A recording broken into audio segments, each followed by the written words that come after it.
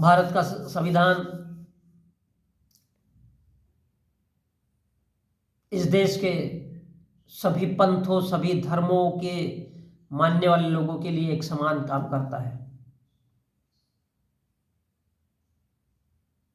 चाहे वो हिंदू हो, चाहे वो मुसलमान हो, चाहे वो सिख हो, चाहे वो ईसाई हो, हर इंसान भारत के संविधान में, चाहे वो भिखारी हो,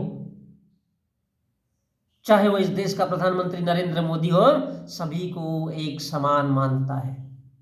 लेकिन हम देखते हैं भारत में आज भी बहुदेववाद है, बहुत से देवों को मानने की प्रथा, जिसमें ये देश पूरी तरह से उसके चंगुल में फंसा हुआ है। हम देखते हैं इस देश में धर्मों की किस तरह से लाइन लगी हुई होती है। युग निर्माण योजना धर्म, यूनियो, जिसकी शुरुआत मथुरा से होती है। गायत्री धर्म, और न जाने कौन से धर्म होते हैं, और इन सब का बाप और माँ हिंदू धर्म। और इनके सबके, इन धर्मों के संगठन को चलाने वाला एक सबका बड़ा अपना एक हिंदू धर्म है, जिसको कभी सनातनी धर्म कहा जाता है जरूरत पड़ने पर, तो कभी ब्राह्मणी धर्म कहा जाता है। तो कुछ इस तरह से ये लोग लिखते हैं कि हम बदलेंगे, युग बदलेगा। बहुदेववाद, इनके कहने का मतलब अगर है कि अगर कोई इससे नहीं सुनता है, हिंदू से नहीं सुनता है, तो उसके लिए एक गायत्री धर्म अलग, वहां से एक नया इंसान उठ करके एक नया धर्म बना लेता है। उसके बाद तीसरा आता है, एक नया भगवान को जन्म दे देता है। चौथा आता है, एक और भगवान को जन्म देता है। कोई तिलक आता है तो वो गणेश भगवान को तैयार कर देता है। दरअसल वो भगवान नहीं है, वो सिर्फ गणेश भगवा है, भगवा, उसमें ना नहीं है।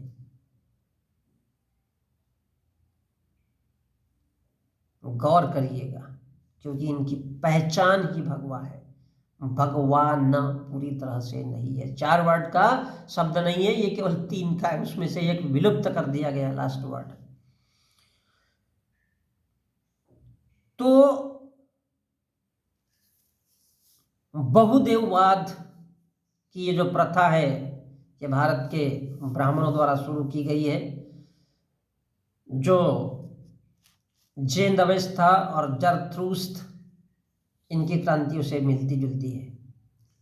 वो किसी भी एक को नहीं मानते, वो घोड़े को, कुत्ते को, बिल्ली को, इनको ज्यादा मानते हैं। इसलिए कभी आप गौर करिए तो गणेश जी को देखिए तो वो चूहे पे, चूहा जो बिल के अंदर घुसा हुआ रहता है, उसके ऊपर कोई पुरुष बैठ सकता है। अजीब बात है, बैठ सकता है, क्योंकि भारत में होने को कुछ भी हो सकता है। इन चीजों में क्यों बैठ सकता है?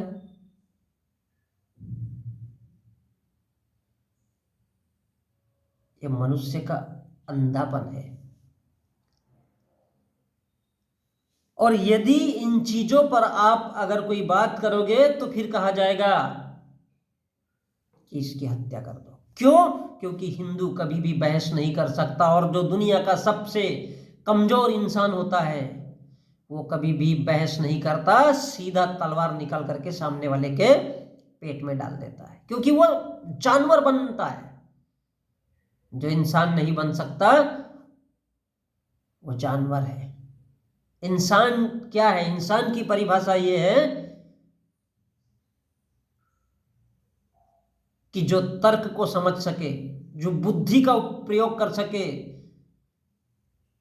और जो तर्क और बुद्धि का प्रयोग नहीं कर सकता वही जानवर कहलाता है इंसानों में।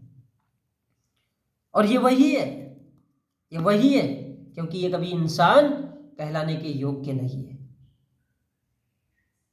और इनको मानने वाले लोग इतने कमजोर हो जाते हैं कि बात बात पर इतना गुस्सा हो जाते हैं, क्योंकि वो लोग बहस नहीं कर सकते, वो लोग अंधे हो जाते हैं, वो सिर्फ उन्माद चाहते, वो सिर्फ खून खराबा चाहते। क्यों? क्योंकि उनमें नाम मात्र का दिमाग नहीं होता, और जिसमें दिमाग नहीं होता वो क्या होता है? जानवर होता है। और इसलिए तरह तरह के लोगों को मानने का इनके पास में अलग अलग तरह से फंडा होता है। तो यहाँ पर मैं छोटी सी बात बताना चाहता हूँ कि मनुष्य की जो तीसरी आंख होती है वह संभवतः उसकी बुद्धि को कहा गया है,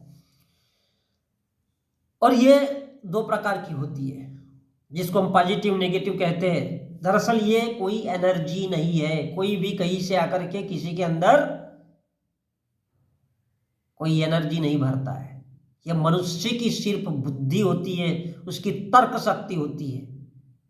एनर्जी हमारे शरीर में होती है, जो हमें भोजन से मिलती है, और कबीरदास जैसे इंसान ने इस भोजन को ही एनर्जी उस भोजन को ही भगवान बताया है। तो इंसान की बुद्धि से अगर देखा जाए तो ये बहुदेववाद कहाँ से आता है, कैसे आता है? अब चलते हैं कि भारत की थोड़ा प्राचीन में चलते हैं। 21 बार परशुराम बोलते हैं कि भगवान परशुराम ने 21 बार धरती को फरसा फेंक करके जीता। अब जिसके हाथ में फरसा हो, या तो वो लकड़हारा है, या तो फिर, और सोचने की बात है, लकड़हारा नहीं हो सकता क्योंकि पेड़ इतना बड़ा होता ही नहीं है। जिसके 21 बार फरसा फेंकने से वहां की धरती से पानी हट करके जगह प्लेन हो गई, अर्थात वो कितना बड़ा जानवर रहा होगा।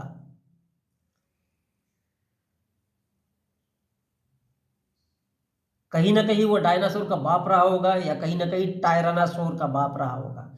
लेकिन जानवर हमेशा विलुप्त हो जाते हैं, वो लंबे समय तक संघर्ष नहीं कर पाते अपने जीवन की खोज में, इसलिए वो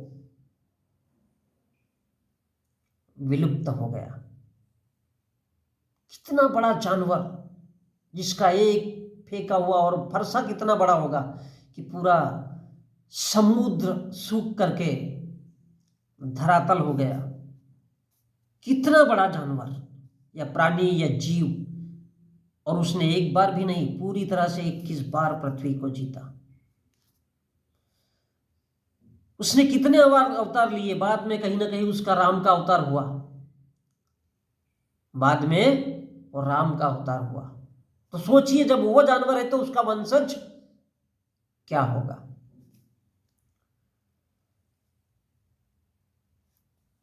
इतने बड़े बड़े भारत की धरती पर भगवान ने जन्म लिया, और थोड़ा एक सेकंड के लिए सोचो, जिसने अपने बचपने में कहो या जवानी में कहो सूर्य को निगल गया था, वो कैसे? क्योंकि उसके पास एक ऐसी अद्भुत शक्ति थी, ऐसा माना जाता है। कभी उसको बंदर कहा जाता है, और कभी माना जाता है कि वो योजन में इतना बड़ा हो गया था, यानी धरती से कितना बड़ा सूर्य है, और उस सूर्य को निगल जाना अर्थात उसका मुंह कितना बड़ा रहा होगा। तो सोचिए, वो कितना बड़ा धरती का जानवर, उसके बराबर शायद कोई भी ग्रह नहीं होगा, इतना बड़ा जानवर हुआ होगा वो। फिर भी हमारे देश में उसको भगवान माने जाते हैं। तो इसका अर्थ है कि जिसको भगवान के रूप में देखा जाता है, उसका शासन प्रशासन कैसा रहा होगा, और उसने किन लोगों की हत्या की होगी, किन को मारा होगा। जो पूरे ग्रह, पृथ्वी, सूर्य जैसे ग्रह को निगल सके, इससे बड़ा अद्भुत विशाल कितना बड़ा प्राणी रहा होगा वो। अब वो उसको टायरानोसोर का बाप कहिए, मैं दोनों की बात कर रहा हूं, परशुराम और हनुमान की, या फिर सोच सकते हैं आप लोग। तो कहने का अर्थ यह है कि बहुदेववाद, अर्थात जो जितना बड़ा जानवर वो उतना बड़ा भगवान।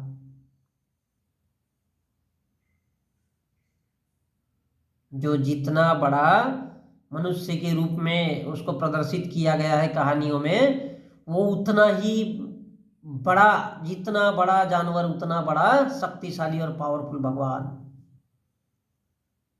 सोच के देखिएगा कभी। तो इनका तात्पर्य ये था कि अगर इसको भगवान नहीं मानते उसको मानो, हनुमान को नहीं मानते हो उसको परशुराम को मानो, फिर उसी को उसके अवतार में कन्वर्ट किया जाता है, फिर राम को भगवान मानो, वो नहीं है तो उसको मानो।